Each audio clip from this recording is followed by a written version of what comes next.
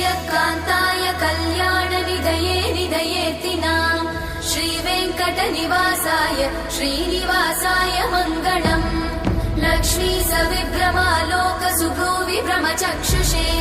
चक्षुषे सर्वलोकानां वेङ्कटेशाय मङ्गलम् श्रीवेङ्कटाद्रिशृङ्गाग्रमङ्गलाभरणाङ्गये